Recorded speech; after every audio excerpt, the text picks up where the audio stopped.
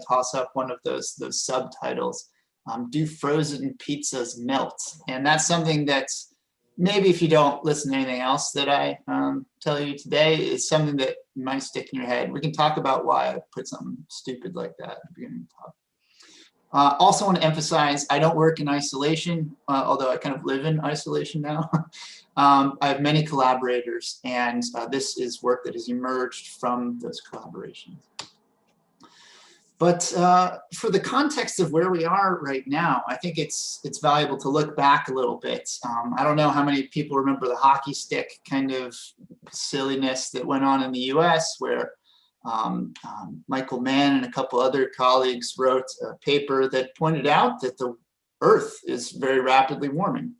And he's actually recently just published a new book called The New Climate War that I'm reading right now, which has some really interesting takes on where things are headed from an interface between climate change and policy. But I just wanted to show, this is a figure from the late 1990s that's showing that rapid warming. But let's put this in a context. This is only 1,000 years of information, right?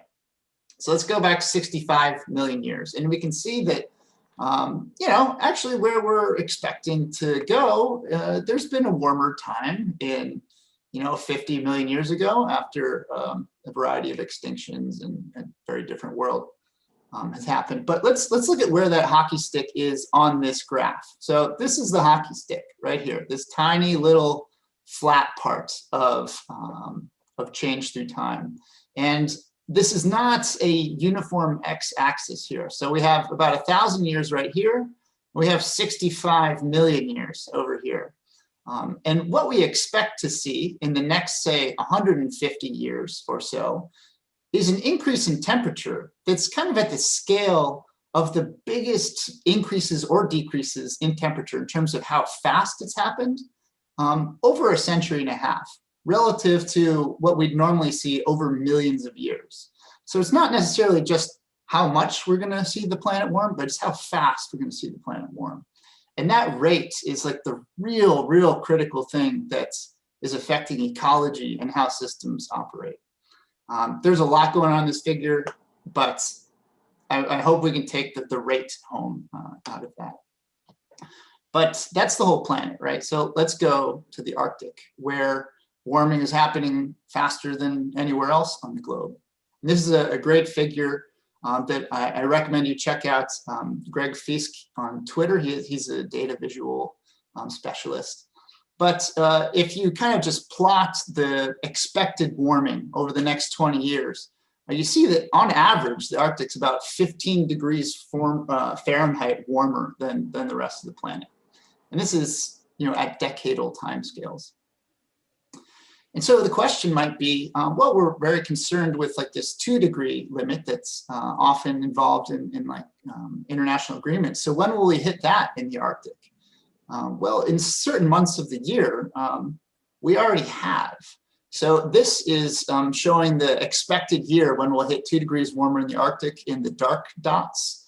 And then the open circles are when we would expect to hit 2 degrees warmer under this RCP scenario for the whole globe. And so you can see that 2020, thankfully, is now in the past.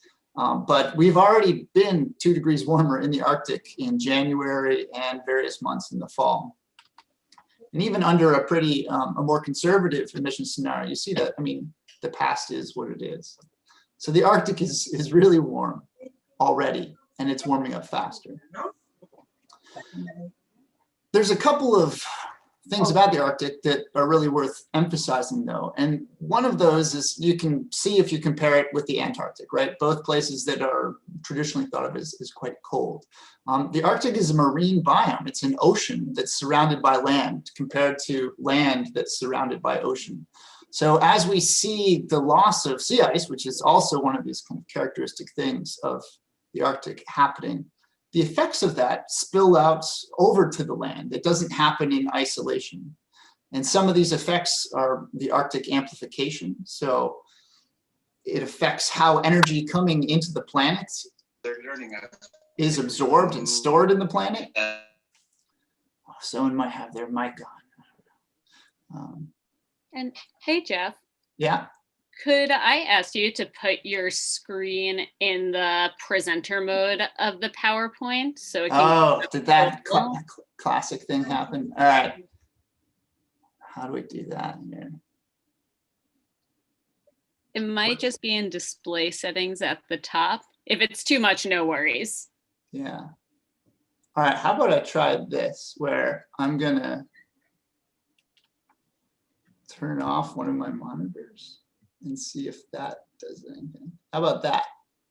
That's awesome. Thank you. Cool. All right. So what I want to really emphasize is what happens in the Arctic on land is very much related to what's happening in the oceans. And so that's where we'll go. What are these terrestrial ecological responses that I study and that we're kind of focusing on?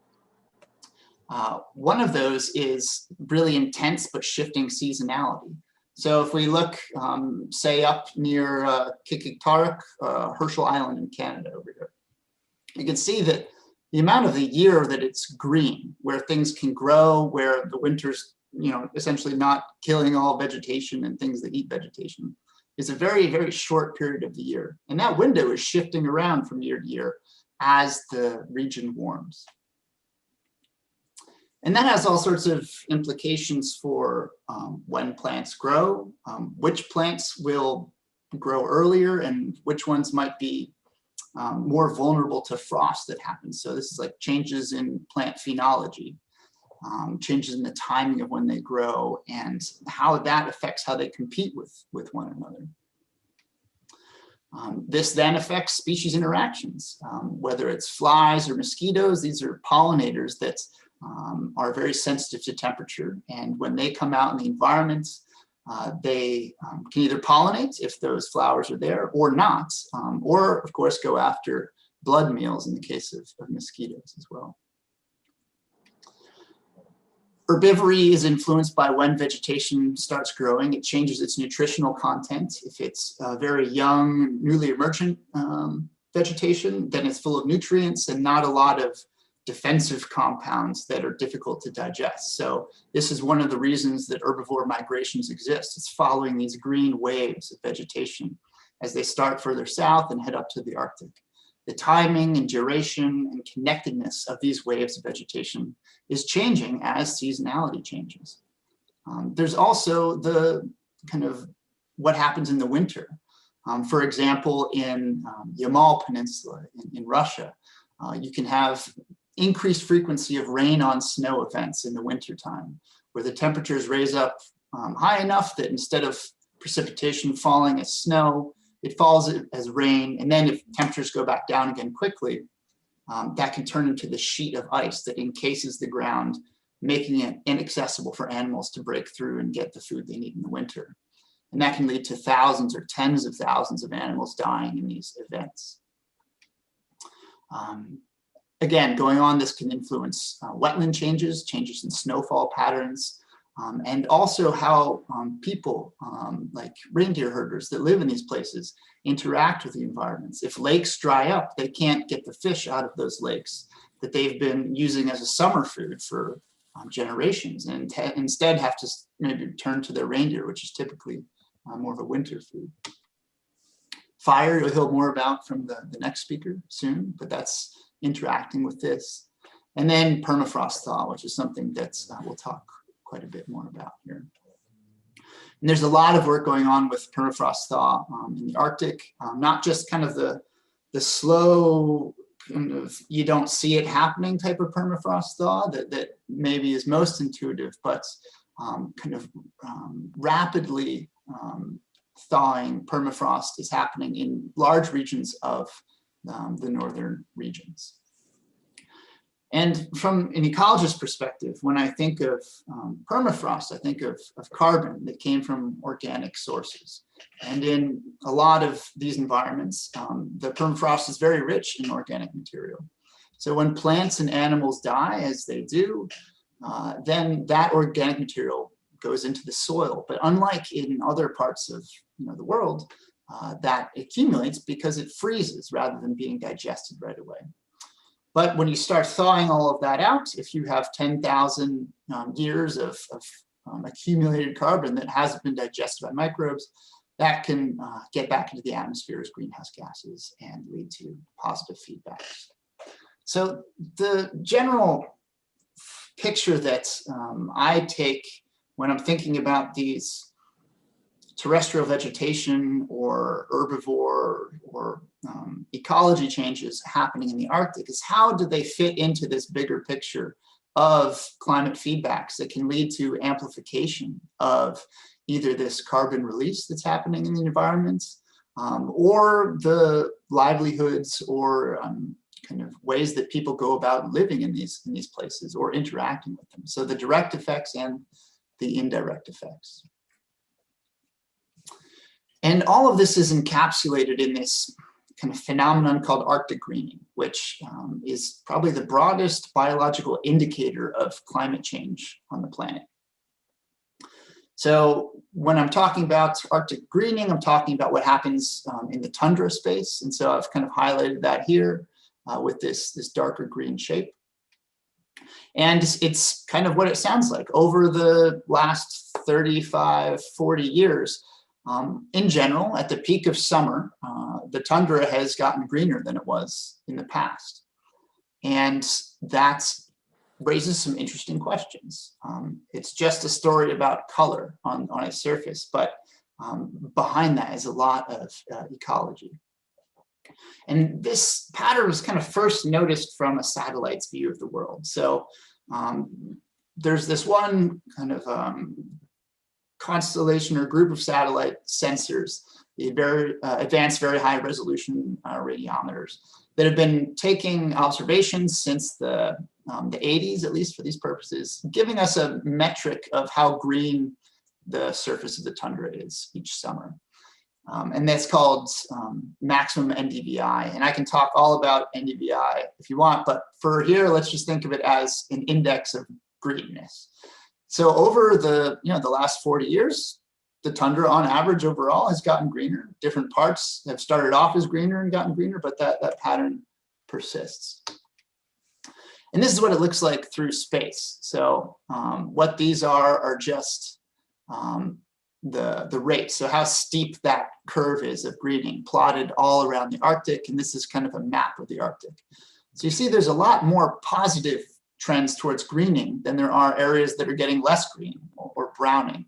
But there are still plenty of places that are browning, and that starts to raise questions like what's going on there, right? If it's getting warmer, why are things getting browning?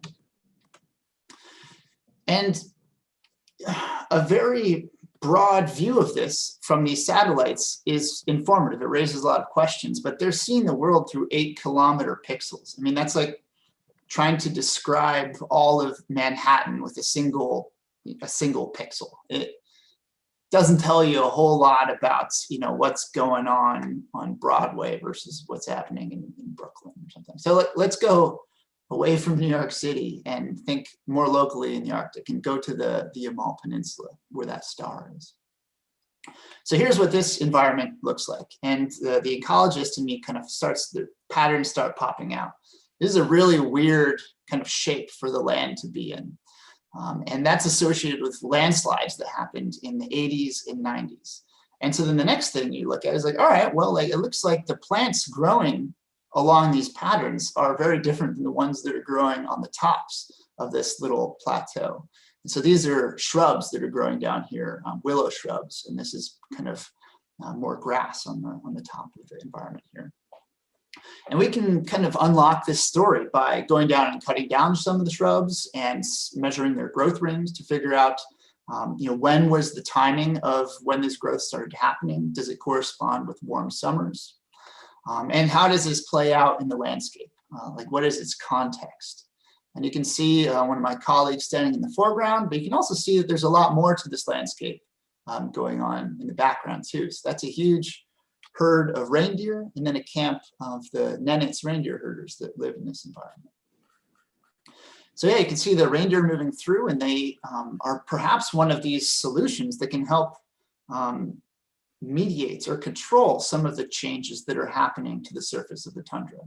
If shrubs are starting to take over some regions, if you have herbivores come in, they can kind of beat them back and keep the environment the way it is. And this is important for thinking about how albedo or reflectance works in these environments. So as energy comes in from the sun, and it either bounces off or is absorbed by the environment, the color and the structure of what's there really affects if that energy is stored and then can be used to thaw permafrost further, or if it leaves the environment. It interacts with snow as well. And this is something that we work very closely with the Nenets, reindeer herders that live in this environment. They have knowledge that we don't have, having just come in for a few weeks at a time.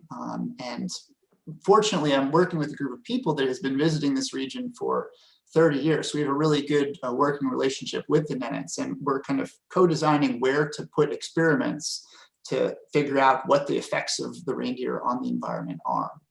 And that's been a really productive kind of process that we then pair with very specific measuring of what's going on the ground using kind of vegetation surveys, and then building exclosures to keep the animals off of certain patches of ground that we can come back to several years later to see what impact the absence of herbivores has.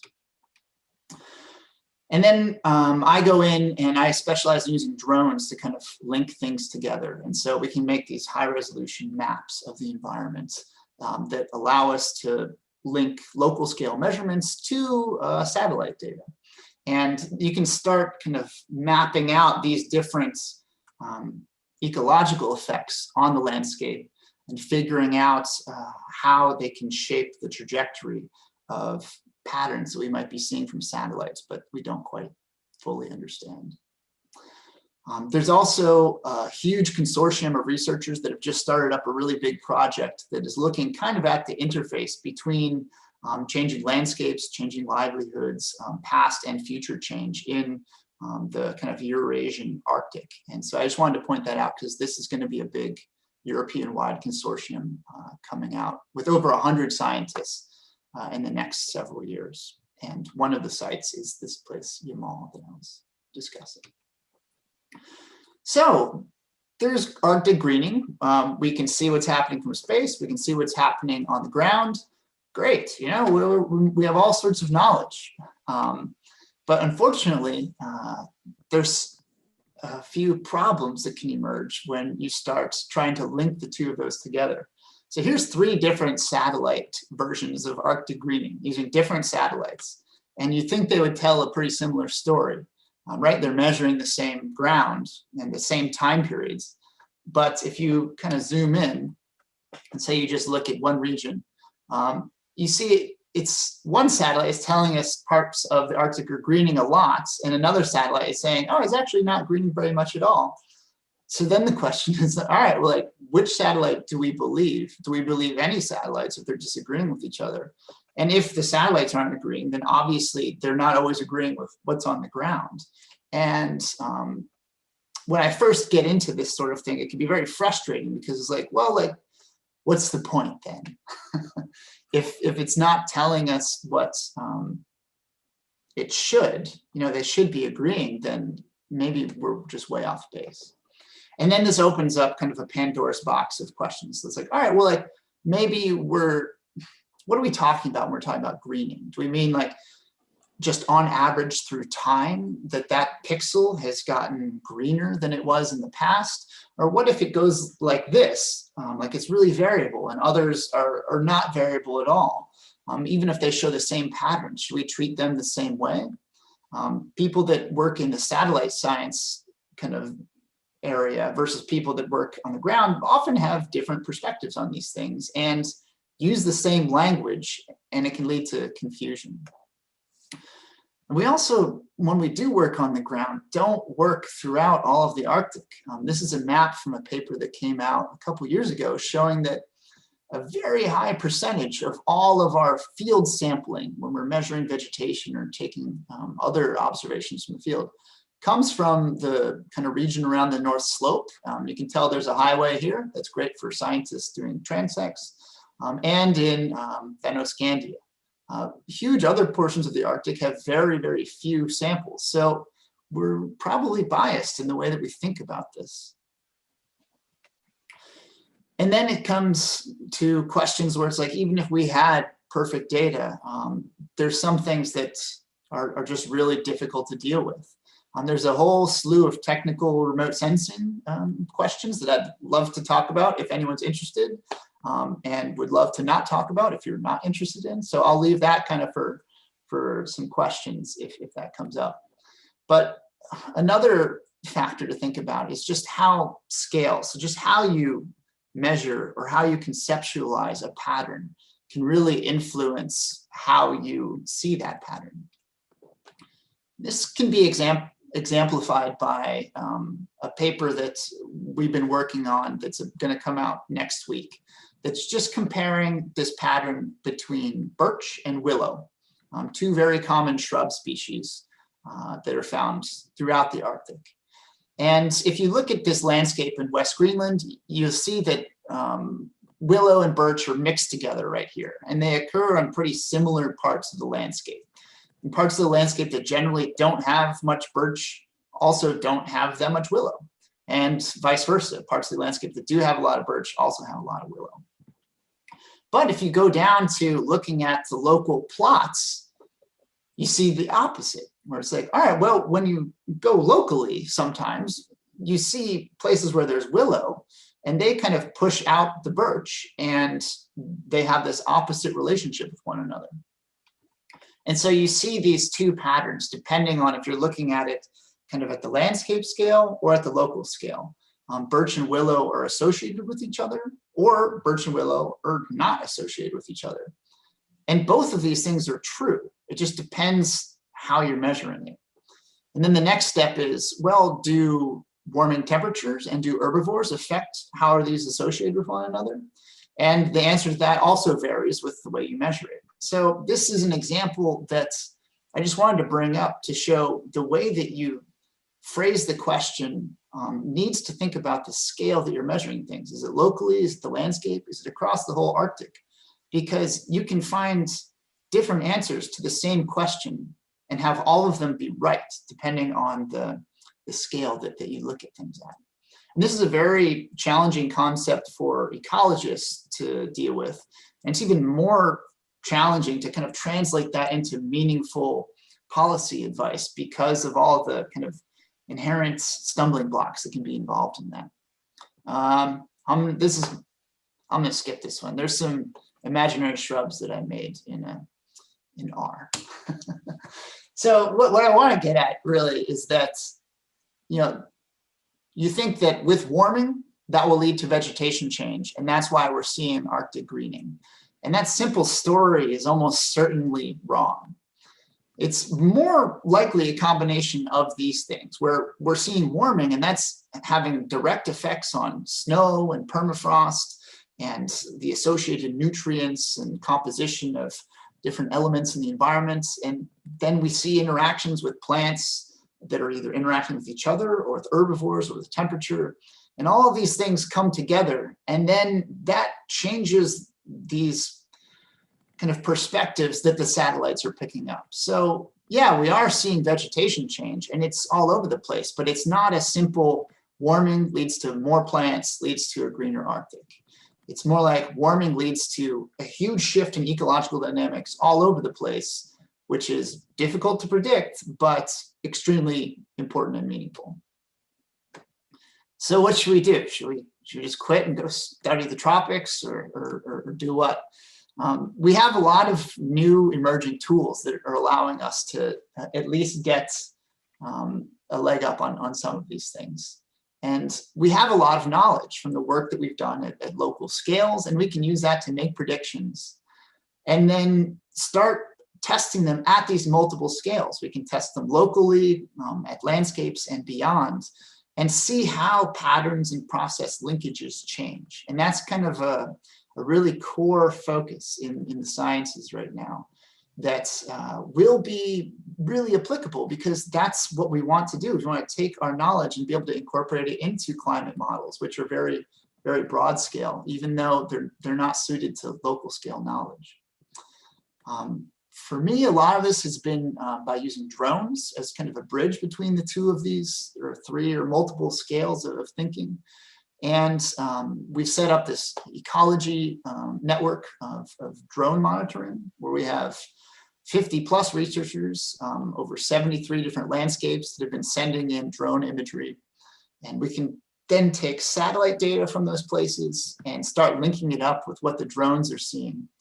And drones are great because they're like little mini satellites, but they can create information at the scale that human observers are getting on the ground. And then we can kind of mix all of these together and kind of break down patterns where we can link plots with the long-term satellite record using this as a bridge. And I'm happy to go into the details of this if there's questions in a bit. And we're doing this not just in one location, but across like this huge span of different Arctic environments and contexts. And so a lot of what I've said is kind of broken down into these two reviews or perspective pieces that if you are interested in more of the nitty gritty, I recommend that you check out. I co-led this one on the Arctic greening with my colleague Isla Meyer-Smith, and then contributed some sections to the polar regions in a 2-degree warmer world. But much is changing rapidly in these fields at the moment.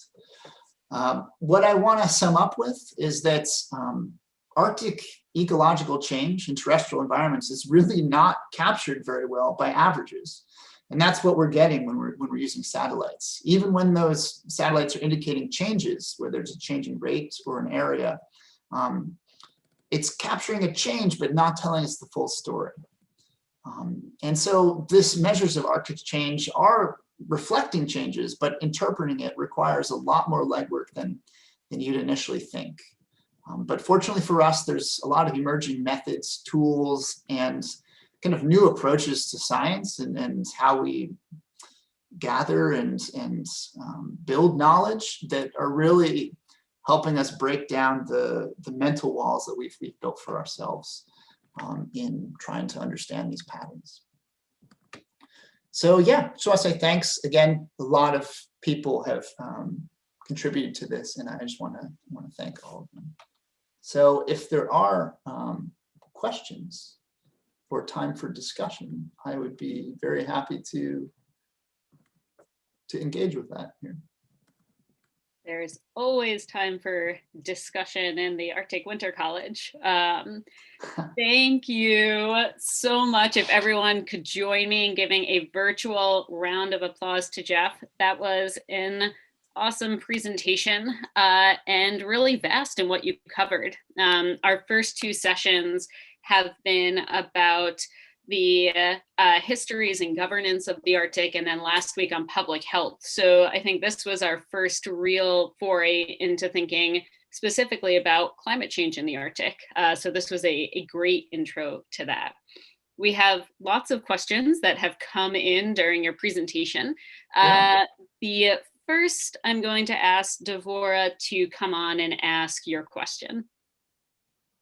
Thank you so much. And thank you, Jeff, for the presentation. I've taken a ton of notes, and I have so many different questions about the use of photography and how the drone information is different from the satellite data that you might get.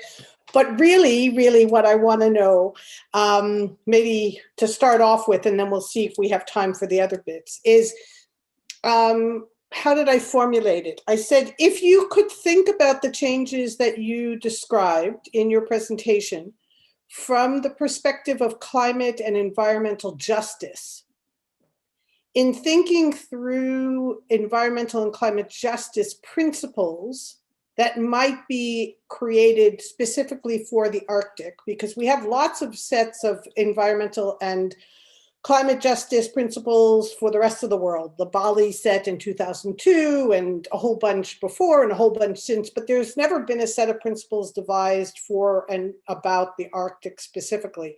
So with the information that you presented, if you were to switch your mind to kind of quasi-policy, but really from a justice perspective, what would be 2 or 3 key climate and environmental justice principles that you could articulate from the knowledge that you have? So I think that's something that would, from me, really have to emerge from a conversation on this subject, because I don't know if I have a great vocabulary to articulate the knowledge that I have in that framework of justice, because, yeah, I don't have perhaps the experience or the opportunity, except starting perhaps from now, to think about ways to do that most effectively. And so I guess if you could help maybe guide me a bit into thinking of how some of the knowledge areas that I touched on might, from your perspective, be potentially relevant, and I can then maybe try to articulate how I would feel like within that framework. That would be amazing. I'd love to do that. I'll text you email address, and then we can set up a time to talk that through, and then whatever we find we can share with the larger group. Yeah, that would be amazing. I would really look forward to that.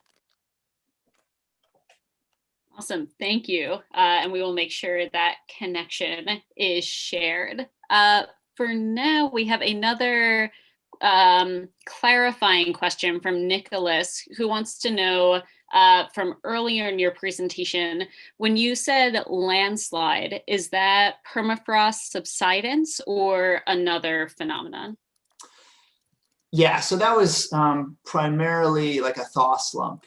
So there was a really warm period in the late 80s, 90s, a couple summers in that part of Siberia that led to a lot of kind of thaw slumping that happened there. Great. So essentially just detachment of the active layer that slid down a hill and led to exposed permafrost or active layer. Thank you for clarifying that. I'm going to ask Vaughn to come on and ask maybe both of his questions if he wants to. Yeah, I can ask both. Yeah, thanks for this presentation. It was super awesome. I'm an insect ecologist, so a lot of this really hit home for me. And one of the issues that I deal with in my research is just the lack of monitoring, especially for like community composition in the Arctic and boreal region. So I was wondering, what's your take on the need for sort of long-term field monitoring, especially since we know that community composition, things like generalist versus specialist traits, do you think that's needed, or do you think the future really is in sort of the remote sensing realm? Oh, no, I mean, it's absolutely critical. And usually I would emphasize this, like all of these new tech methods and things are great, but only when they're really integrated with the existing frameworks that we have, because nothing will allow us to replace long-term monitoring. I mean, it's one of the most powerful tools that exists. And I think we can really augment that with drones and all these fancy things, but that's core knowledge that can't be replaced in any other way. One small anecdote that I think is really exciting is, and this kind of relates to scale and composition and things like that, is how time-lapse cameras are being used to look at insects in the Arctic right now. So there's some work coming out of Aarhus University here in Denmark, where they've set up time-lapse cameras at hundreds of sites all around the Arctic. They're taking pictures sometimes every 10 seconds or less for the entire summer. And so now they have tens of millions of images that show visitation of when and which insects are showing up at flowers and where. Obviously, there's not enough people in the world that can process that by hand. And so they're training machine learning algorithms and all sorts of neural networks to be able to identify those species, their interactions, and then summarize them in a way that is just knowledge that no human being would ever be able to capture. Like no one could sit down and watch a flower for the entire summer to tell its whole story, let alone 500,000 flowers. And so I think that's going to be this type of data set that will be really, really valuable going forward. Cool. And then my second question is, do you have experience with FLIR imagery? And because I know that that's like an up and coming thing, and I might be using it in fieldwork potentially. So I'm wondering if you had experience with that. Sure, and to clarify, that'd be like thermal imagery. Yeah. Yeah. So I have a bit of experience. That is it's challenging to do in a absolute sense. So calibrating thermal imagery is difficult because the atmosphere really influences how the signal that it's getting in between the sensor in the FLIR and the thing that you're interested in is measured. So you have to do a lot of careful calibration that I don't fully understand, but there are people that do. But from a relative perspective, it's you can use it right out of the box and be like, okay, like within this area that we're looking at, we can see what microhabitat is warmer or colder relative to each other, and that's very accessible. Awesome, cool, thank you. Awesome. I'm going to ask Harmony to come on and ask your question next. Hi. Yeah, what this presentation kind of brought up for me was I'm from Naknek, Alaska, so like in the subarctic region. But we had someone in the family die, and so a lot of people like came back to the village after 30 years. And this is just kind of an anecdote. But they like looked out at the tundra and was like, wow, there's so many more trees. Like I can't see this person's house, I can't see that. So I was just kind of wondering like what like if you have any experience integrating like that traditional knowledge or like people's memory knowledge or surveys into your field work of like the remote sensing. Yeah, so we work very closely, at least I work very closely with the group based out of Scotland institutionally, but they are working in Canada near Kikiktarik and Herschel Island, and working with the park rangers there who are Inuvialuit, and they have been taking scientific measurements for a long time, but also share their local perspectives on the change that they've seen. I mean, even in the research community, working with some of the old timer people that have been going out to field sites from academia, they have pictures from the 1970s and 80s, and those have been incredibly valuable for, I didn't mean to be ageist there, hopefully no one got upset. They're really valuable photographs that are used because you can repeat those photographs and see the change just right in front of you. Or find photographs that people have taken for non-scientific purposes, whether it's just for memories of a place. So I think everyone is very much more open now to trying to learn about all of the information and knowledge that people have, because it's the knowledge that we need to be able to kind of come together and address the complexity of what's happening. So yeah, a short way of saying is like we are learning to appreciate that much more and are looking for ways to continue that. Thank you. Pat, would you like to come on and ask your question? I think it's a good follow-up. Okay, yeah, sure. First of all, just really love the presentation. Very impressive, and the data visualization is impressive because very attractive, nice to look at. I'm not a hard scientist, I'm in the social sciences. I picked up one aspect of what you were talking about was this idea of either one word, or I'm not sure if it was a word or a concept that's used across disciplines, but that is understood differently. And I was just wondering how you managed that. I don't know if you want to walk us through the moment, or just how do you get to the point where you can actually have those dialogues in order to move beyond, to be able to move to a new phase?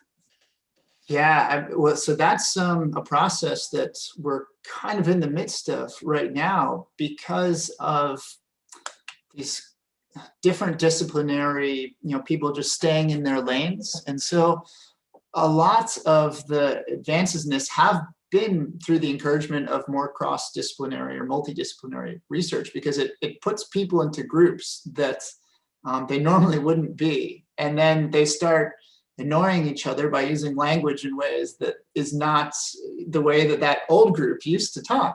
And so it starts off with like, oh, this is frustrating and this is inefficient. And then you actually start learning like, oh, well, maybe those other people do know a little bit about what they're talking about. It's like, and then how can we maybe have a more productive conversation?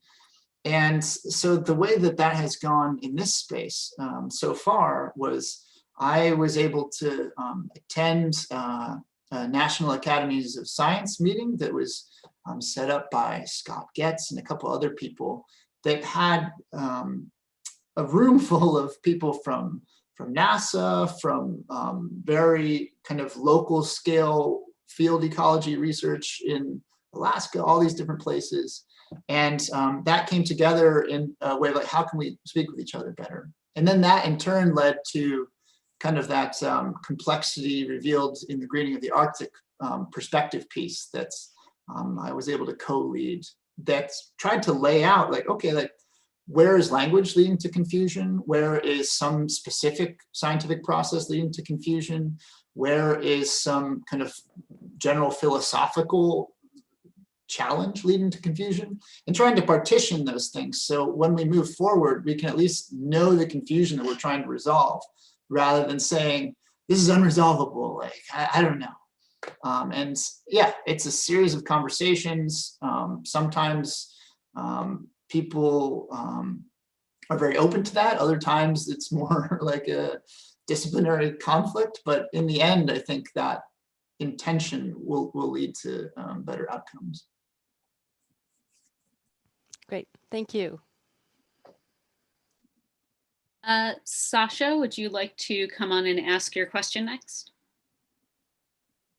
Sure.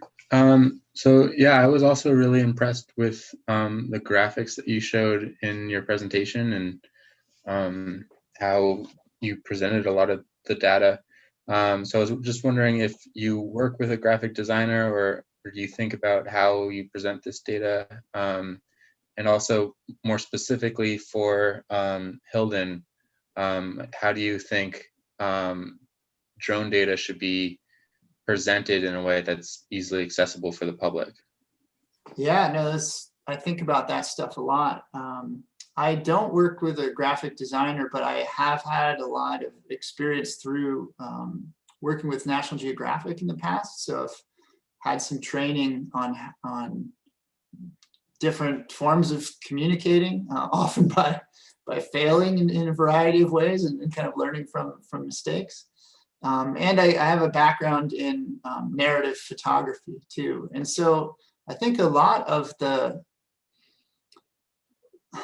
way going forward with that is you communicate really differently to different audiences. And so that was actually something I was a little bit worried about for this talk, because I wasn't really sure, having such a broad group of specialties in this audience, how I would be able to, maybe connect in a way. And so I tried to mix in some graphic heavy stuff with some photograph narrative and going back and forth. So I think, to answer your question about Hilden, what is the most effective way to utilize the drone stuff? It really depends on who you want to talk to. It has huge potential for visualizing and even creating immersive, like VR engagement opportunities. We just got a grant from Nat Geo actually to partner with the Yukon Parks and some other people in Inuvik to try to make that for some school outreach there. So I'm really, really excited about that. And then for the, if you're talking to some NASA, kind of code folks, then it's like, great, we can turn this into all the numbers you want and have a field day processing it in ways that are more accessible to them. So yeah, the question is like kind of figuring out who your audience is and then how to try to match as best you can the way you think is effective to communicate. Great, thanks. That's super exciting about your new grant. Can't wait. Yeah, Yeah, it's a collaborative grant with a couple other Nat Geo explorers. So it's a really strong team that I think we're really looking forward to. yeah, I will definitely check that out once you start putting some outputs out. Audrey, do you want to come on and ask your question next? Sure, and to provide a little context on this, one of the things that I do in my day job is kind of studying machine learning and artificial intelligence and how you communicate the results of those models to people. Yeah. So with that in mind, do you have any insight or comment on how to use this data, especially in regions that are, you know, relatively undersampled in risk communication? So explaining to local stakeholders or government officials or policymakers, you know, what kind of options they could take. Yeah, well, so I think when it comes down to visualizing, particularly in ways that you can kind of map that out into either a familiar or I don't know, interactive is the right way, but just, yeah, kind of create interactive visualizations. Yeah, or just like mapping things out. And I'm a little bit biased there because that's what I like. And so I assume other people do sometimes to my detriment, but there's a lot of potential that is underutilized, I think, in taking models that are from like empirical data and then building on top of those to project different contingencies or whatever. That's hopefully we'll try to do that with this grant we got, but early days. I'd love to learn from what you do. Well, thank you for your time. Yeah, and we can definitely make that connection. Hopefully the end result of all of these sessions is to make more connections. So I'm going to ask Nicole to come on next. We have just under 10 minutes left before our next speaker, but we have about 3 questions, so I think we can get through all of them. All right, I'll be concise. Thanks, Victoria. Hi, Jeff. Thank you for your presentation. So I'm actually working in the area of marine conservation, ocean governance. So this is also not really a topic I'm familiar with, but I found it maybe because of that even more interesting to get an insight into Arctic greening. And something I would be interested to hear a bit more about are the possible implications of Arctic greenings in terms of the carbon capture. So would that, for example, lead to an increase because of the increased vegetation, or is the thawing permafrost kind of setting that off? Yeah, so I perhaps overemphasized greening as an indicator of change, but it's also a driver of change in the sense that if shrubs start appearing on a landscape that was, you know, perhaps not vegetated or some narrative like that, you know, shrubs are carbon, so they're sucking carbon out of the atmosphere, which could counteract some of the loss from permafrost thaw when microbes start digesting it. I think the balance is stacked pretty heavily in the permafrost thaw flux relative to the potential sink of the vegetation, but the dynamics of that are still being worked out. I mean, there's a general consensus that it's probably an order of magnitude at least different. Then there's the indirect effects of how does vegetation affect the structure of the environment. So it can mediate how permafrost receives heat or stores heat, either by like the roots of vegetation there kind of keeping it together, by how it traps snow. And having more snow in the environment can make it warmer in the winter because it insulates it from the air temperature, and a variety of other reasons. But because we're short on time, I will just stop there. Great, thank you. Another opportunity to continue the conversation after these very short 1-hour sessions. Susanna, would you like to come on and ask a question?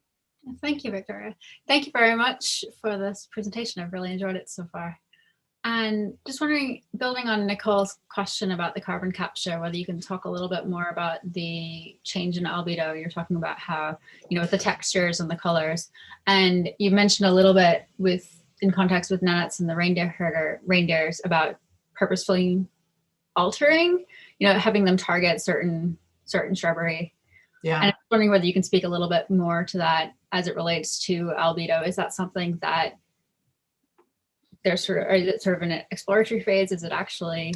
Yeah, so there's some very general hypotheses that the effects of herbivores through both what they eat, but also how they kind of trample snow and just land surface in the winter. If you have a large population of herbivores, and this is going back to the Pleistocene too, when say there were like mammoths and things around, that is a way to preserve grass-dominated steppe or tundra relative to this more vegetated woody tundra. This is a very complex discussion where there's a lot of people that disagree with parts of that and agree with parts of it, but it is kind of an engineering tool. You could frame it in that way. It's like, how can herbivores engineer a landscape to be either more resilient to or perhaps less to that sort of change. And then, yeah, albedo is one of the ways beyond kind of the structural ones that energy goes into or out of the environment. So it's like if you're wearing a black shirt on a really sunny, hot day, you'll feel warmer than you're wearing a white shirt, right? And that is due to albedo. Like black will absorb, so darker things will absorb more energy, and then that can be transferred into the permafrost. Shrubs typically are darker, and so there's a general thinking that will absorb more heat. People are doing research to see if that is an accurate assumption right now, like if it actually works. And then shrubs also can kind of trap snow. So you can think of it kind of as like, the steel inside of buildings that concrete is put around. So like the shrubs will kind of be a structure to keep snow there. And snow is white, so that reflects a lot of energy and keeps it out of the system. So shrubs can both absorb more or reflect more, depending on what part of the year it is and the context, and then how the balance of that plays out. May be local, may be general, but we need to figure that out. Thank you. All right, and I think our final question under the wire, Audrey, if you want to come back on and ask your artificial intelligence question. Just for sake of time, because this could easily turn into like a 20-minute talk. So I'll just ask that question offline. So. Fair enough. Well, I'm glad that Jeff's talk has so many starting conversations for what comes next after the Arctic Winter College session today. So we are at our hour, and if everyone could again join me in a huge virtual round of applause. Thank you so much, Jeff, for joining us, for presenting, and for answering all of the questions from so many disciplines, countries. We got through quite a lot, and hopefully this is just the start of many connections with folks engaged in other parts of the Arctic that could lead to collaborations in the future. Yeah, no, it was my absolute pleasure, and I look forward to continuing these conversations. Awesome. So we are going to shift gears now into our second hour and invite our second speaker, Brian Bouma, to come on. I'm going to ask Brian to introduce himself. He is one of our steering committee members for the Migration in Harmony Research Coordination Network that is putting on this Arctic Winter College. So he's going to introduce himself, and then just like all of our sessions, please put your questions for Brian in the chat, and we'll move into a lively discussion after his presentation. Brian, do you want to take it away? I am searching for you, but once you start talking, sure. Yeah, here you I'll pop are. up. Hi, everyone. Brian Bima. Great to be here. Thanks, Victoria, for the invite, too. I just came out of teaching a class about 5 minutes ago, so I'm unfortunately missed Jeff's talk, and I'm a little nervous about following what I can only assume were beautiful pictures and maps. Let me share my screen here. So hopefully that'll make it bigger. Oh, I can't see my picture anymore. So I am faculty at the University of Colorado on the Denver campus, as well as an affiliate faculty at the University of Alaska Fairbanks, and a senior scientist also at the Alaska Climate Adaptation Science Center. And I actually also affiliated with National Geographic as an explorer as well. Yeah, I've been working up in the far north for a while. I was faculty at the University of Alaska Southeast for 5 years before moving to Colorado. I'm excited to come and chat and share some of the research that we've been doing. So the following will basically be, and are you guys seeing my full screen, or are you guys seeing the notes? Full screen, all right, good. Following, it's a broad overview of forest fire science and what we know regarding feedbacks and refugia for forests, with actually a special attention to carbon. I've also included some really recent work, really the first of its kind, on what more fire means. So it'll mostly focus on boreal forests, a little bit tundra fire as well, but you'll see. So as you know, the Arctic, midnight sun and all, which is what that picture is, that's from summer solstice a couple of years ago, has a special role in the world's climate systems. The vast, the landscape supports a ton of carbon and biomass, pretty untouched, but the real value to it is the cold temperatures preserve, what's present. And over historical time has really been a slowly accumulating carbon sink. Now the carbon isn't just in the ecosystem, of course, it's actually more so in the massive amount of carbon below ground in the form of permafrost, fossilized carbon, old carbon. And this is just a stellar picture. This is from, you've probably all seen this, but it's from a year ago, this massive sinkhole in Russia, in the boreal forest in Russia, by Katie Erlinsky. And what it highlights is that thin skin over the surface. That's not a simulated picture. The thin skin of vegetation and soil in the active layer over just a massive amount of soil. And that thin skin is important. The insulating power of vegetation, it shields the ground from solar radiation in the summer. And when you remove it, permafrost stability is threatened when those trees go away, when that vegetation goes away. There we go. And just for reference, I'm sure you all know, but the boreal forest in general that I'll be talking about overlaps pretty well with the distribution of permafrost around the world. And in fact, there are a lot of places at lower latitudes where the permafrost is maintained by the existence of a forest above it. And so it's pretty key when thinking about permafrost stability, especially in those lower latitude areas where it's already kind of on the cusp of being fairly warm. Now, certainly the ground can thaw underneath. These are the famous Drunken Forests. You see them all over the place in the boreal, unfortunately, these days. This is a picture from Canadian Geographic, but a couple of years ago I was rafting the Yukon, or canoeing the Yukon, and you could just look at the hills above the river and find outcrops of this sort of melting permafrost where the ground is just thawing underneath the trees, and so they're starting to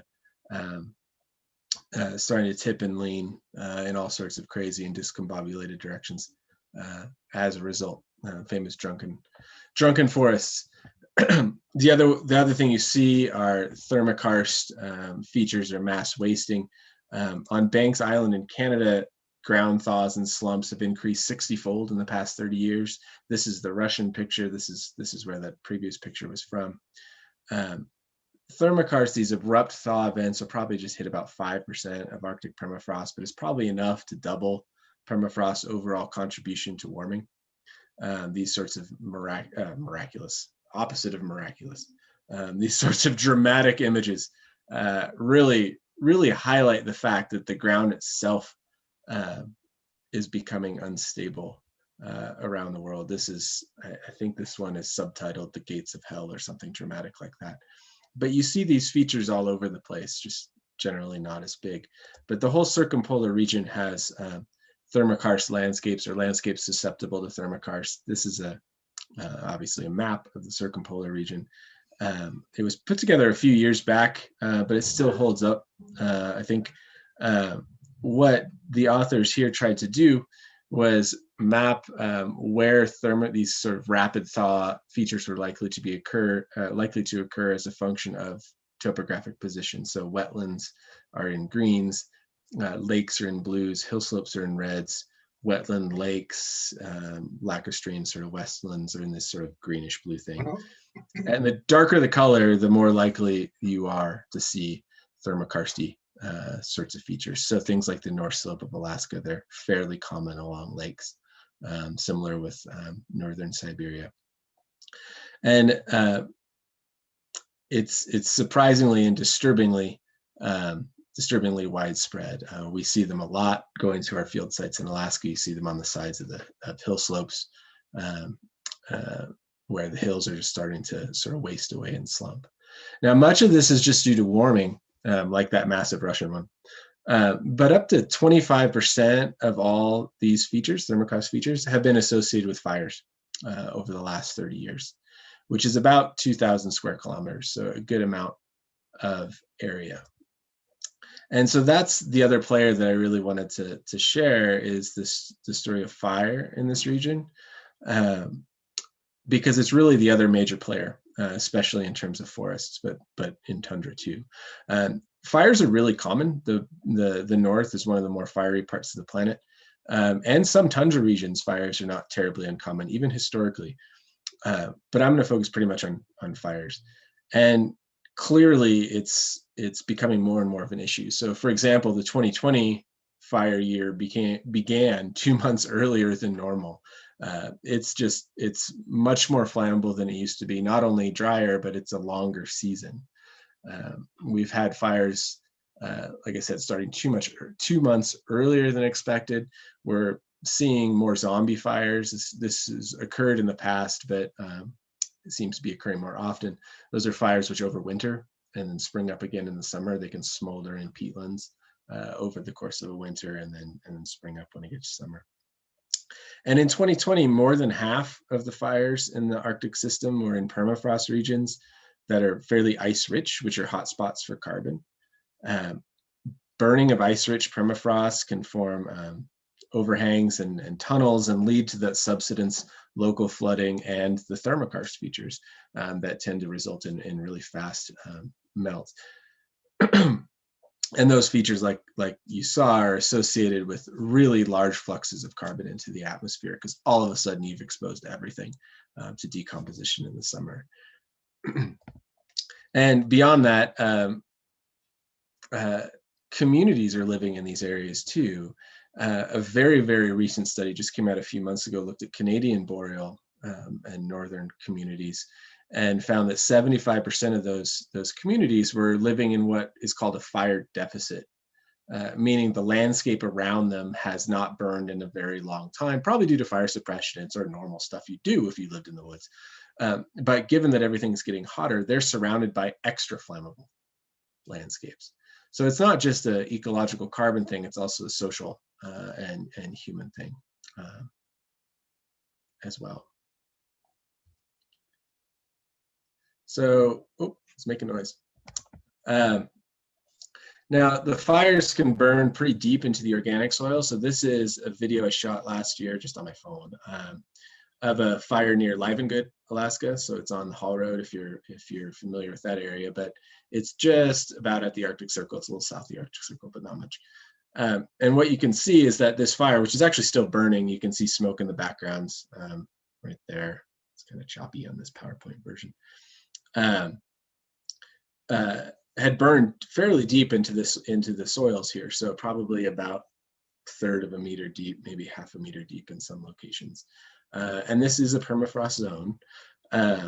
So this is still the active layer, but not too much further down you'd get to permafrost.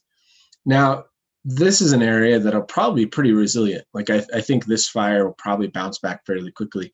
The reason being, it's a serotinous landscape. It's a black spruce landscape, meaning the trees the cones open after a fire. And so if you have a mature tree with a lot of cones at the top, it'll burn, seeds will pop out, everything's fine. It regenerates quite quickly, part of the sort of normal fire cycle of the area. And there's a lot of unburned areas nearby, as you can see in the background.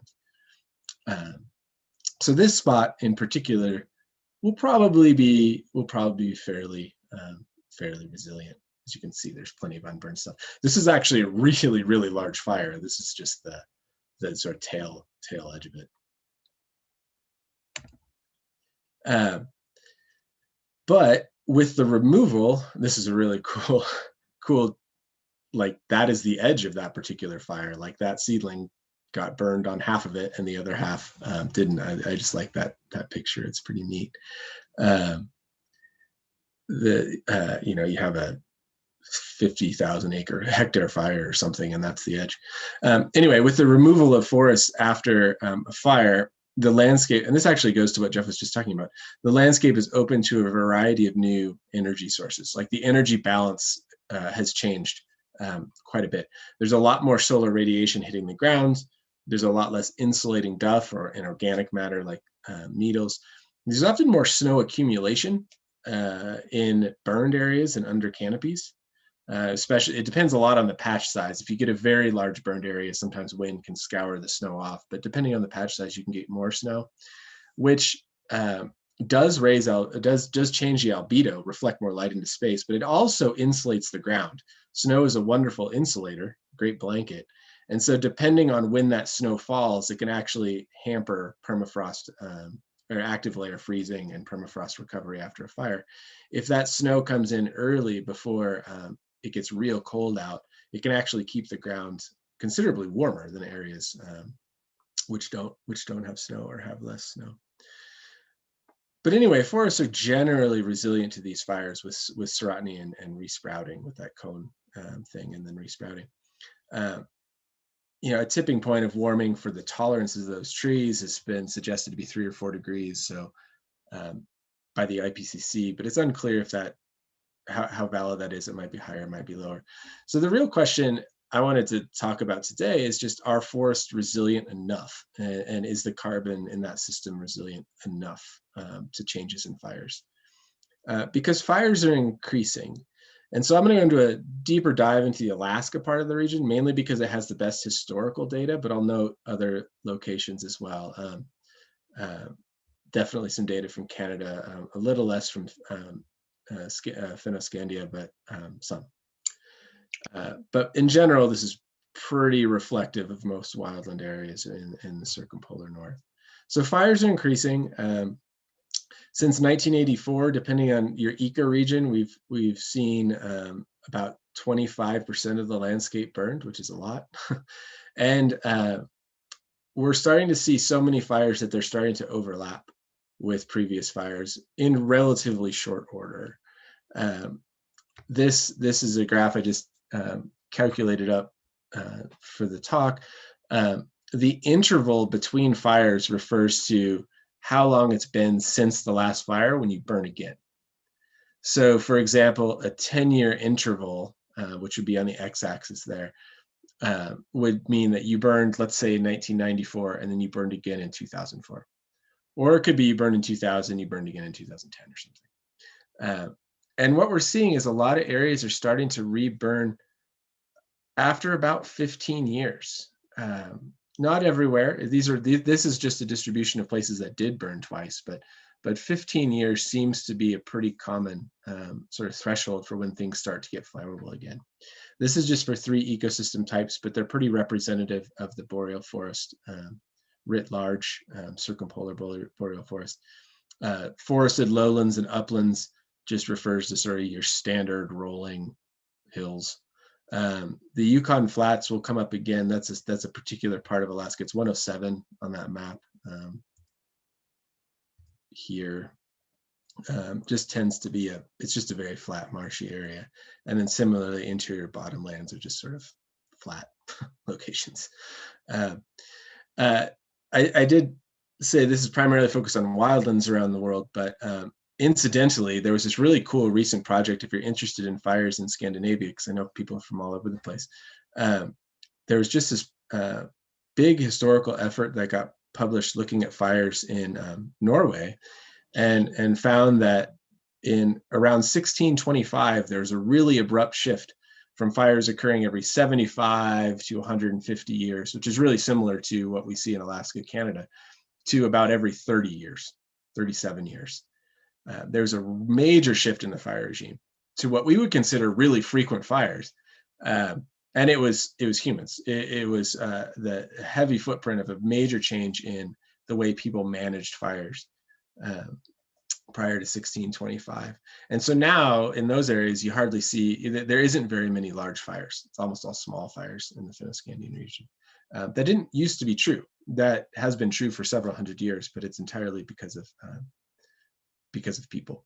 And it's kind of fascinating because it's that real rapid increase in fire frequency and subsequent essentially eradication of large fires breaking up the landscape is essentially unprecedented for thousands of years anywhere we've looked.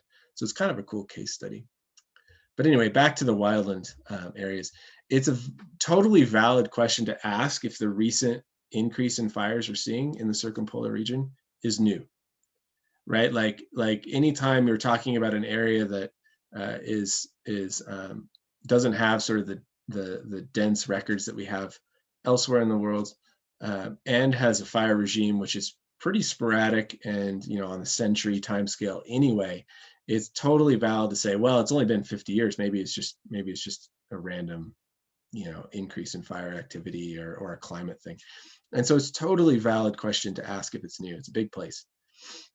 One needs to double check assumptions. And so one way we can do that is using a lot of paleo records. So lake cores, lake sediments, tree cores usually don't go long enough, but you can use those too. This is a paper again, a recent paper from the Alaska region, looking at a whole bunch of different studies. It's basically a mass compilation of studies of sediment records from a bunch of different places, again, in the boreal parts of Alaska. And what you're seeing on the left is the sediment record, with each line being a fire. So for example, the Noatak is in northwest Alaska. It's treed, but it's right on the edge of the tundra.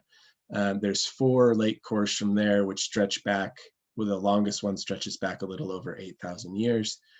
And these are the fires.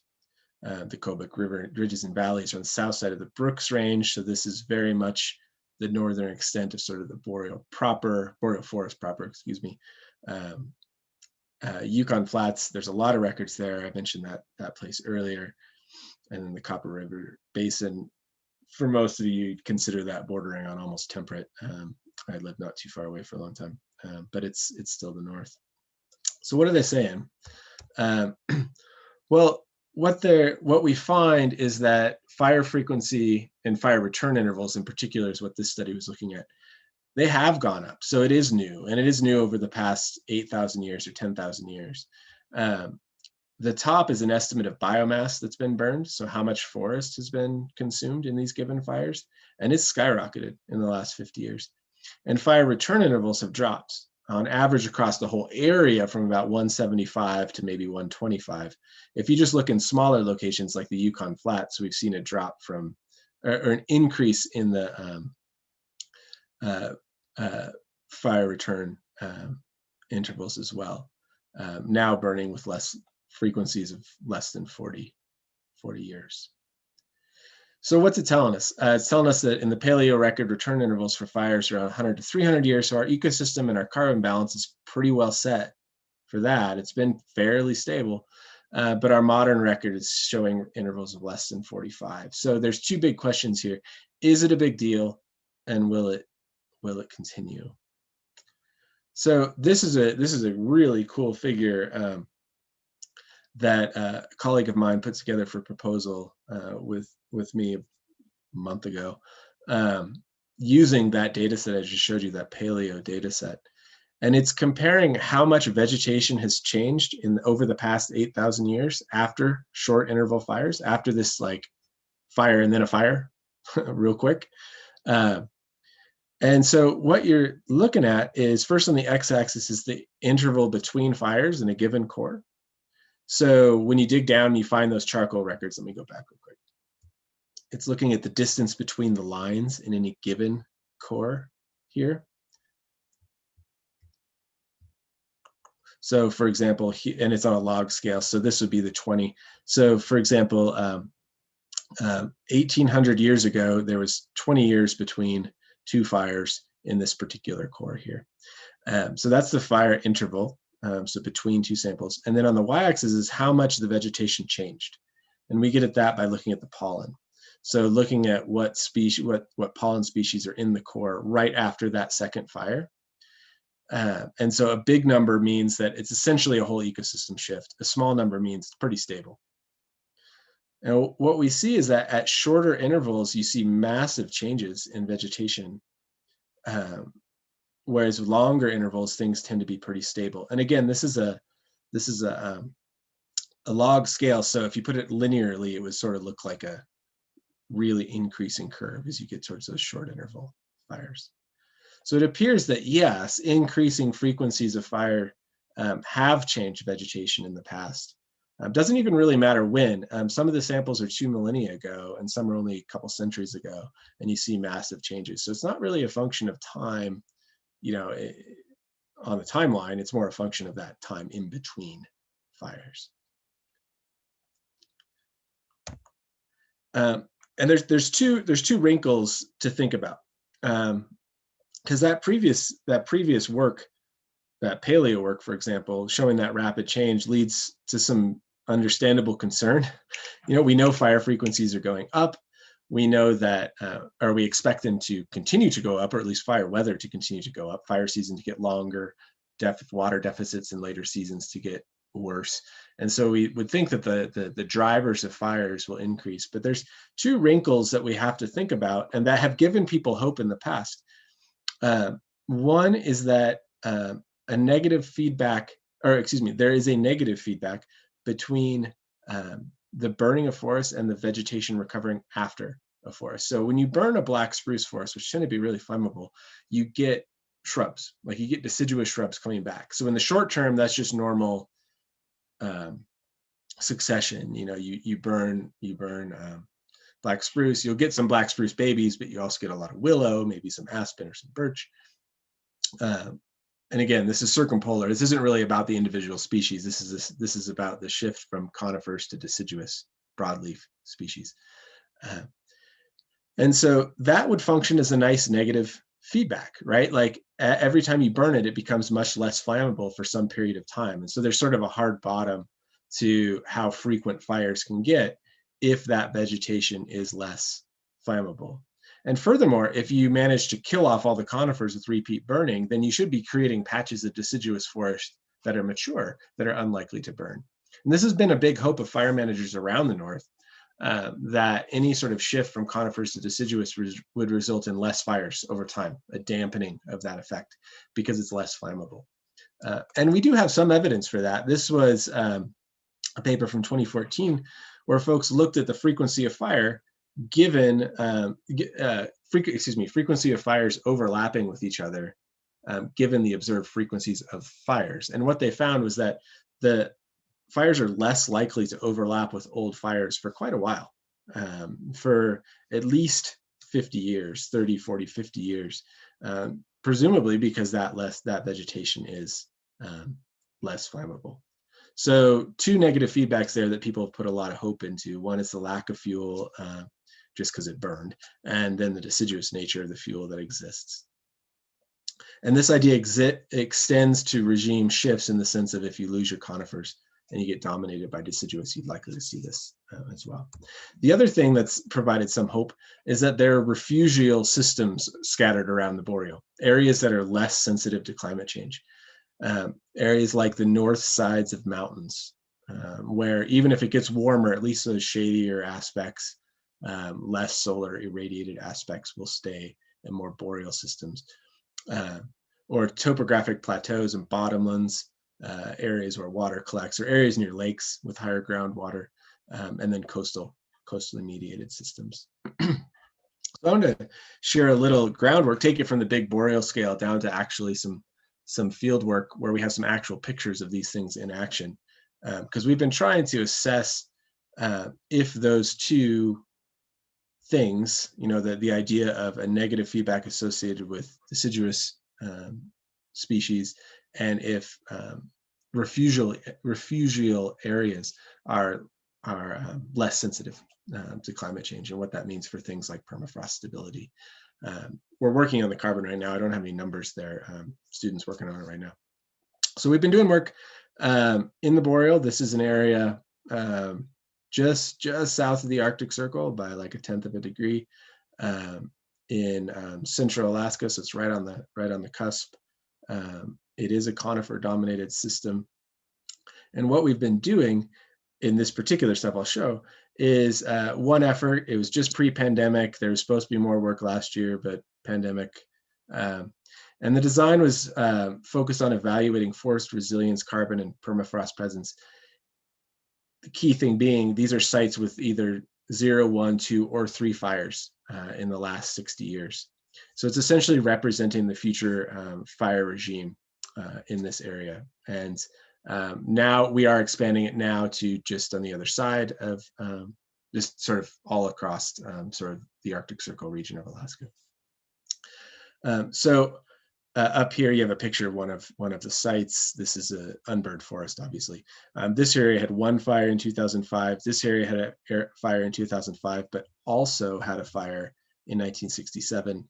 And this one had a fire in 2004, and then a fire in 74 and 57. So the idea is getting at differences that emerge in a landscape when you have different numbers of fires, as we expect to see in the future, given the dominance of fire and the increasing drivers of fire. They're all within about 10 kilometers of each other.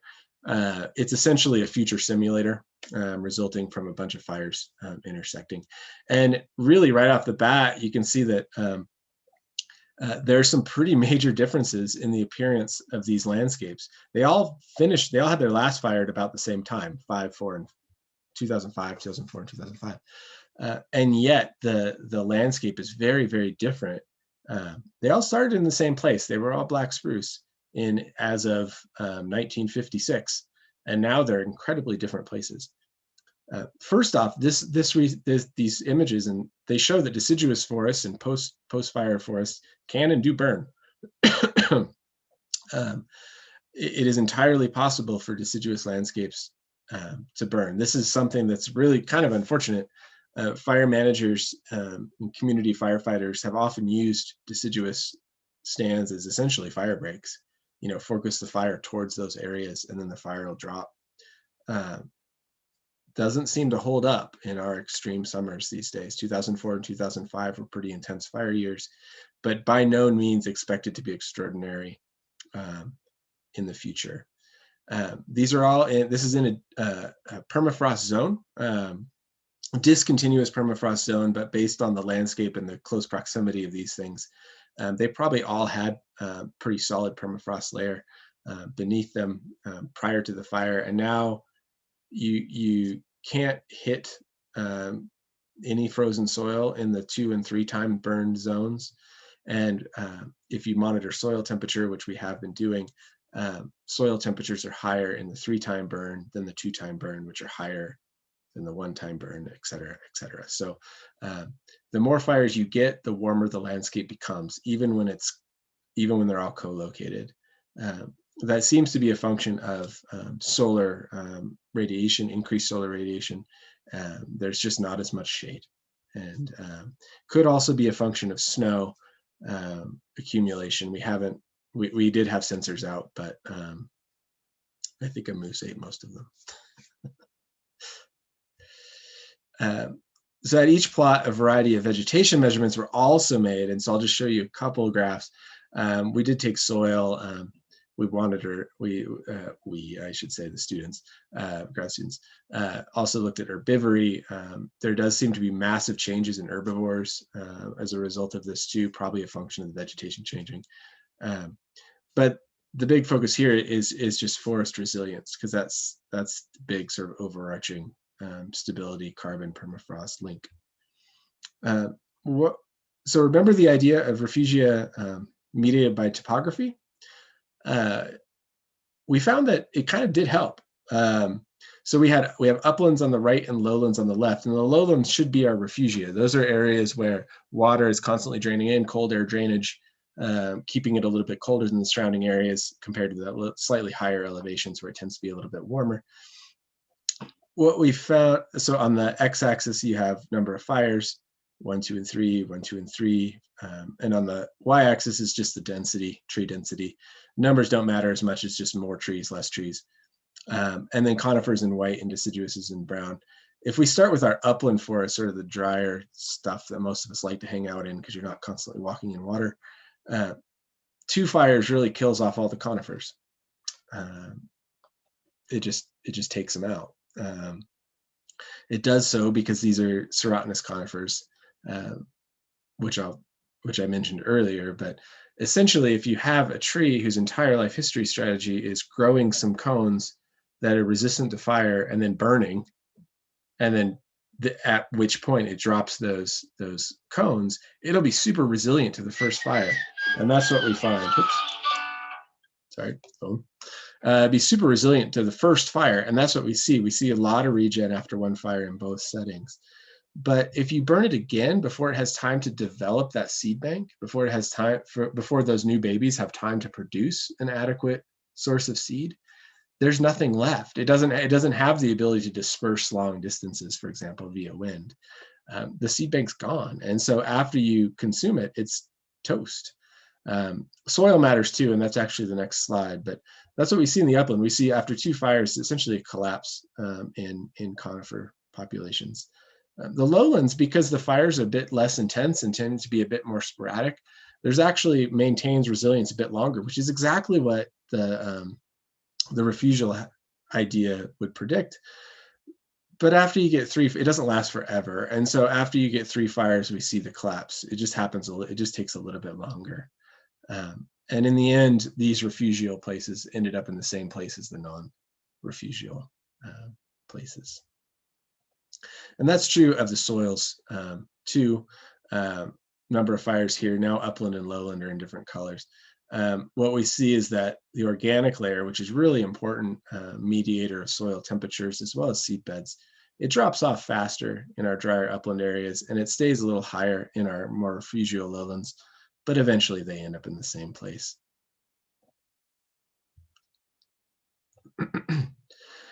And it's the, like I said, it's the serotinous species that are particularly vulnerable. So here's some cones. And resprouting species maybe as well. And so these species which have invested a lot in the ability to reproduce through a fire and survive in place are the ones that seem to be more vulnerable, the specialists. What we see is a landscape shift from conifers to deciduous and then onto willows. In some places, these areas more resemble a floodplain than they do a forest. Again, these are upland sites and lowland sites. Black spruce or conifer is in red, and you can see it just collapse with increasing numbers of fires. This is the proportion of present, so these should sum to 1. Whereas in the lowlands, it's a little less steep of a decline, but it's still a decline. And what do we see take over? Well, we see birch and willow, some aspen, species which can disperse a bit better, which can have lighter seeds, just a more primary succession environment. And we expect this to continue. So I have a collaborator at Oregon, University of Oregon, and we are working to build models to sort of simulate fire in the future, both in boreal Canada, Alaska, and Russia. So it's most of the circumpolar region. And here we have an historical climate. This was just a toy landscape that was simulated. By that I mean it's just a flat area. And the color represents the return interval. So darker colors mean shorter times. And anything less than 40 years, any of those reds or sort of dark oranges, represent areas where you probably lose your forest, or you'll lose your conifer forest, because they can't tolerate it. And if you burn them again, you'll continue to change the ecosystem. On the left, historical climate, obviously it does happen in some places. These sorts of fire events are not unusual. It's that the proportion is increasing dramatically. So looking forward, this high resolution land cover model suggests that increasing fires will result in more of those overlaps, which seem to trigger the change, both in the paleo record, in terms of shorter intervals causing very different pollen assemblages, to the field work that's being done. So we have multiple proxies coming together to suggest that, yeah, fire frequencies aren't necessarily going to go down as conditions for burning get worse, and they are able to trigger some pretty dramatic change with subsequent losses of permafrost and carbon.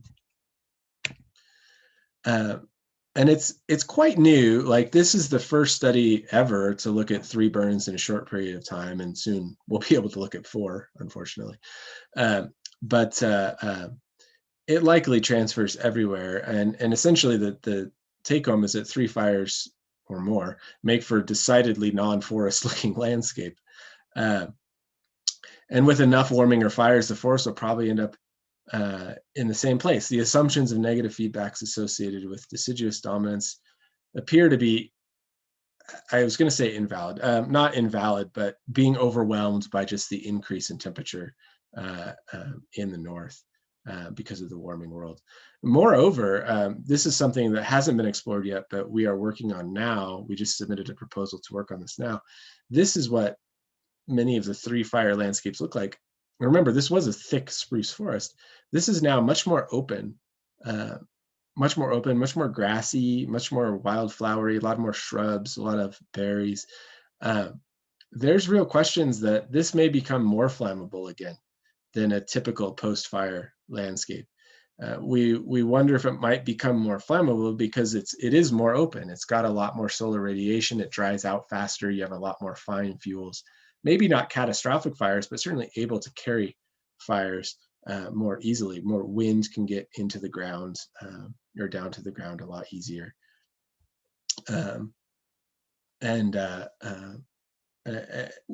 Which would, increase, it would compound the effect of climate change, I guess. So this leads to our current expectations. There's a great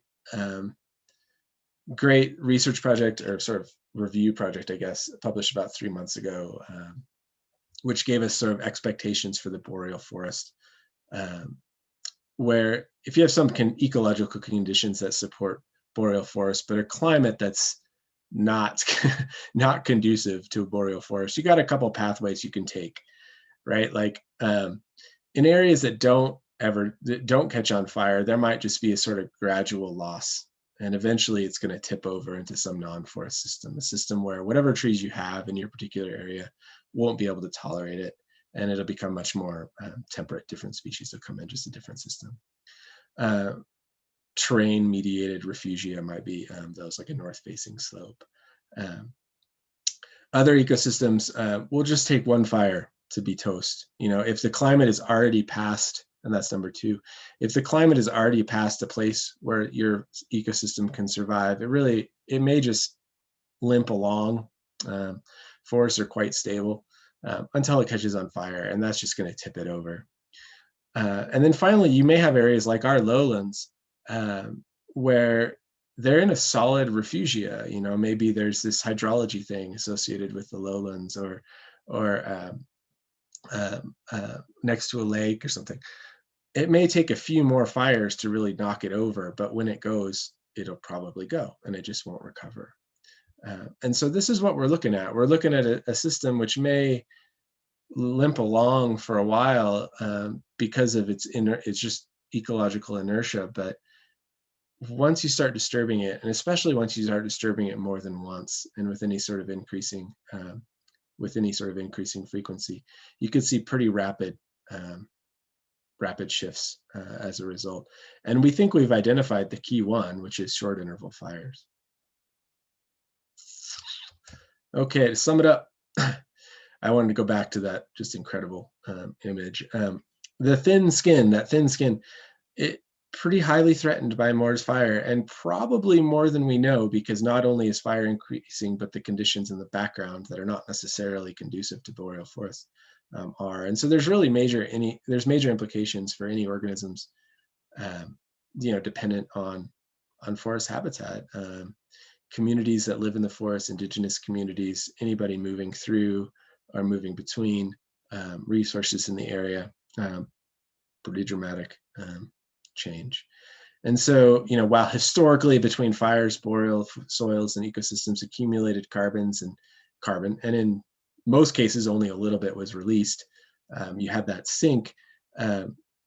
More fires mean less forests and less insulation for the carbon beneath, and thus faster decomposition. Deciduous forests themselves, like the trees, may hold more carbon, but overall we expect to see probably less. And essentially carbon taken from the atmosphere, 1,000 years ago is going back from whence it came. So understanding this particular aspect of climate change, particularly those feedbacks that I mentioned that we're still trying to get a handle on, is really key for our expectations for the whole circumpolar region in the future. So with that, I'll wrap it up. Tons of people have worked on this project. Catherine Hayes is a lead PhD student on most of the field work. Melissa is Lukash is the modeler that's been working on this. Phil Higuera does the paleo work, and then we've had a ton of other people that helped. One of which did her undergrad work on one of these projects, and is now a PhD student in Fairbanks. So it's been a great crew. Yeah, and that's all I got for now. So happy to chat and hear what you think and any other questions you might have. Thank you so much, Brian. If everyone could join me in giving a virtual round of applause for that really comprehensive presentation, and a great follow-up, I think, to Jeff's presentation. I think they went pretty hand in hand. We have lots of questions that have come in throughout your presentation, so I don't want to take away too much time from those. The first question is from Madison, who is from Australia. And there is an increase in severity and frequency of fires due to both climate change, but also a change from traditional fire management practices to modern fire management. The loss of traditional knowledge is suspected to be increasing fires. Madison wants to know if this is something that also applies to the Arctic regions. Sure. That's a great question. And it's funny, I even in this talk, every time I want to say it's the most fire-prone place on the forest on the planet, I think about Australia and the whole continent that seems to catch on fire at the drop of a hat. Australia, for sure, has a huge amount of fire-adapted species, and traditional fire management has been pretty key. The loss of traditional fire management there and elsewhere, meaning the loss of more frequent fires, lots of burning. Indigenous communities often would burn landscapes to create habitat for game species. At least where I'm from in the Northwest originally, whole islands in the San Juans would be burned to create deer habitat. But of course that declined a lot in large portions of the world with fire suppression, the loss of those practices, et cetera. Certainly, I do know that Sami folks in like Finland, there used to be a lot of burning for reindeer forage. There's many places actually that have been used to study the effect of more frequent fire on things like soil properties, and moss communities often use areas that are still being traditionally burned, patches of forest that are being traditionally burned. So yes, it does apply. That does apply to Arctic regions. the scale of the problem is much bigger than traditional fire management by indigenous folks at the global scale. Certainly at the local scale, though, yeah, definitely. The loss of frequent fires and the breaking apart of habitat as a result, or excuse me, the breaking apart of the forest as a result, making it more heterogeneous and less likely to have these catastrophic burns. Definitely a real thing at the small scale. It's hard to imagine that had those things continued, we wouldn't be having this problem anyway due to climate change. But certainly at local scales, yeah, I think so. And maybe thinking about different scales, temporal scales, Kit wants to know if you have a sense of what type of impact prehistoric humans had on fire regimes in Alaska, or if that's something you have considered when thinking about paleo fire. Have you looked at fire data alongside human population archaeological data? I haven't personally. It's a great question.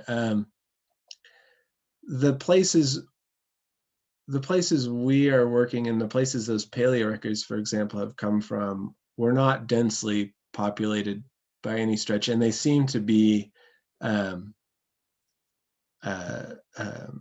the fires seem to have been climatically controlled. In other words, they seem to be probably natural fires, very, very, very large, typically a function of the climate as opposed to being near settlements. So no, I don't know the extent to which it mattered in those paleo ones. It's a great question. I wish I could be more helpful on that. Maybe an opportunity for further research. Yeah. Sasha, would you like to come on and ask your 2 questions? Sure. I had 2 questions. So the first is specifically about firefighting and how climate change might change how easily it is to fight fires. I was wondering if tundra fires or boreal fires are easier to fight, and how the change in vegetation might be affecting that, and if tundra fires can have a chance of reignition from subterranean embers. And the second question I had was about Greenland. I work in Greenland, and we just had a bunch of large fires for Greenland standards, small for anywhere else. I was thinking if, can you talk about the future of fires in Greenland and how Greenland might be different due to the fact that it was only recently deglaciated and doesn't have as much development of soils? Yeah, that's a great question. Boy, I don't know how much I can answer the second one, but I can talk to the first one a little bit. Firefighting, are tundra fires more difficult to fight than forest fires? Generally, in the places I work, fires aren't really fought all that much, except for around towns, which means there isn't a lot of fighting of those boreal fires, or excuse me, tundra fires. But yeah, both systems have a chance of reignition from subterranean embers. So those would be the zombie fires, the ones that can potentially overwinter and burn quite deep. Most tundra fires historically were there, but not super huge. They've definitely gotten bigger. The inclusion of the shrub encroachment in tundra areas, especially in recently burned areas, but also areas that are better drained, or as a result of thermokarst features changing drainage, it's resulted in a lot more woody fuels. That'll change fire behavior considerably. The big impact in the forest part in regards to firefighting is what I mentioned about the fire break idea. So historically, people would consider aspens or birches essentially a living fire break, meaning if when setting a fire perimeter, they could ignore that or force the fire in those directions because they were so unflammable. Deciduous trees have a lot more water in their leaves, like the water content is higher. And so when a fire hits them, historically, in most cases, it would drop to the ground, meaning it wouldn't be a crown fire anymore. It wouldn't be moving so quickly, controlled by the wind. This is probably one of the biggest, if not the biggest concern I've heard from fire managers in the area, and is firefighting and their ability to do that, because it just takes away a huge, huge tool from their toolbox. If we say that under extreme fire conditions now, those things will burn just fine. And so all of a sudden their whole landscape changes, you know, the flammability landscape changes. And it's going to get that, you know, it's going to be that way more frequently in the future. Now, as far as Greenland fires, yeah, I had heard about those tundra fires. I don't know what the fundamental differences would be. So that's a great question, again, for more work. The fact that Greenland soils are less developed, probably not near as deep as a result, would suggest that you'd have less deep burning, less carbon release overall, probably a less likely chance for sort of deep smoldering combustion that can hang on for a long period of time, like overwintering, at least less likely. But that's the extent of it. I wish I knew. It's a great question. I'm going to go look that up after this because it's a great one. Well, that's what we want to hear, that these you know, these sessions are not just a one-way conversation, right? But it creates questions for our speakers too. You certainly hear about it, and it's totally you know, an emerging area of research. These tundra fires have really captured people's imagination only in the past.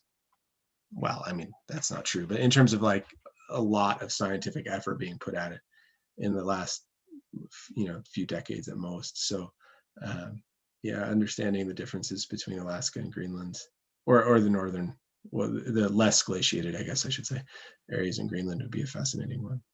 I've always wanted to work in Greenland too. So. Well, maybe an opportunity for future collaboration then to answer some unanswered research questions. Nicholas, do you want to come on and ask your question? My question actually already got asked pretty much. So yeah, it's so again, it's back to the indigenous burning, indigenous use of fire. Yeah, for sure. Obviously, people were doing it around the world. It's more a function of scale, you know. And so I think the way to think about it is just sort of first principles. You know, if people were constantly burning landscapes to keep forage on the landscape, you are constantly keeping that less flammable, deciduous vegetation on the landscape, which certainly would have an effect on the local fire regime. But when you step up to the global problem, the global challenge, it's just sort of a different scale. Jared, do you want to come on and ask your question? Sure, thank you. Hi, Brian. I'm an archaeologist here in Fairbanks and do a bunch of work throughout the Tanana Valley. Cool. And I do a lot of prehistoric human ecology behavioral modeling. And I was curious, how do you define upland versus lowland in these fire regime areas?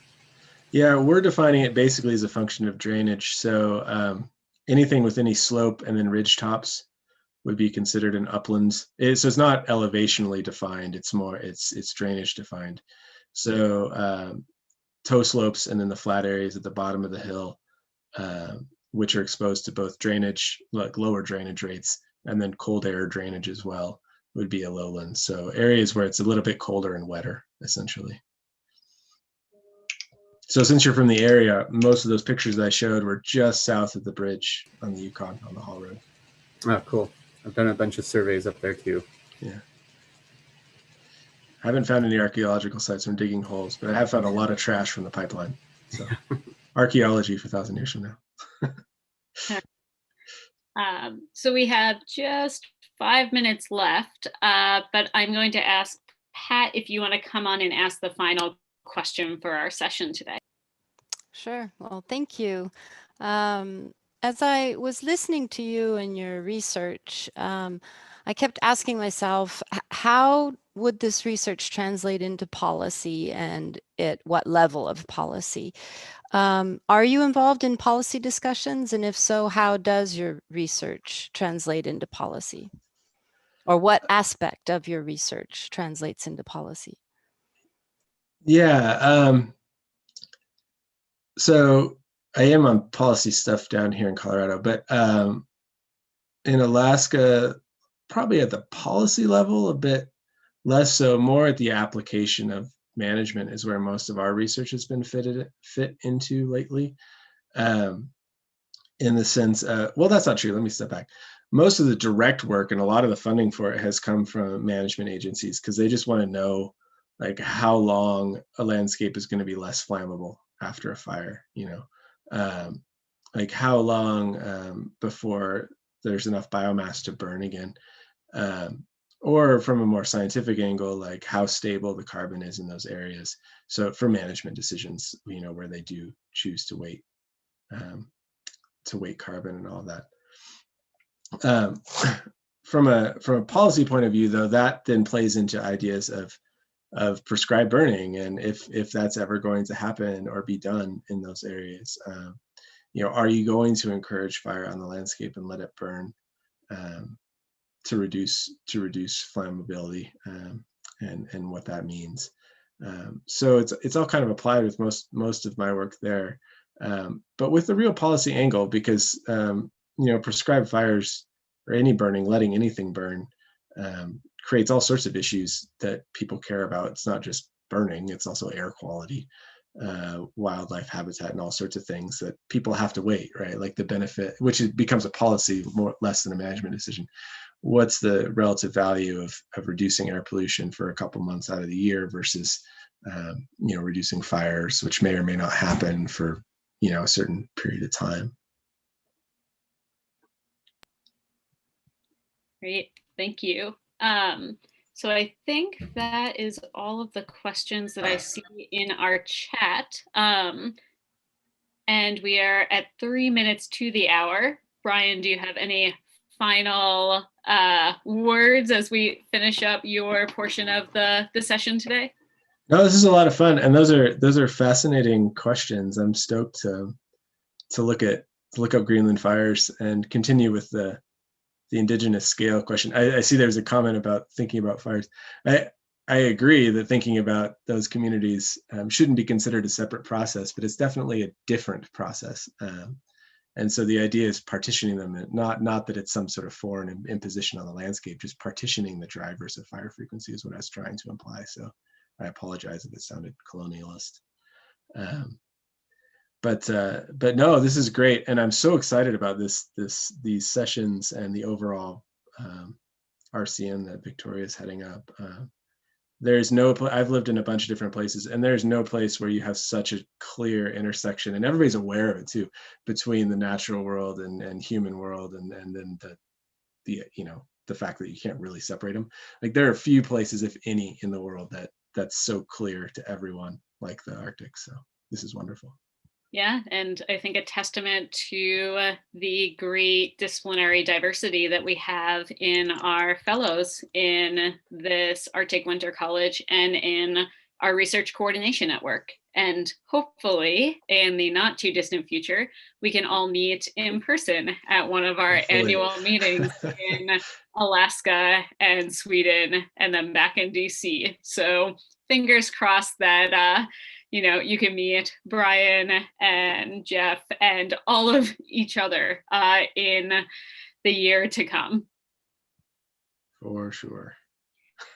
Well, thank you again, Brian. Thank you, Jeff, for both stimulating presentations. I know that we have a lot of follow-up questions, discussions for each of you individually, but also we can continue the conversation on our Slack channel, which I'll invite both of you to. We invite our speakers if you want to see the continued conversations that happen amongst all of our participants.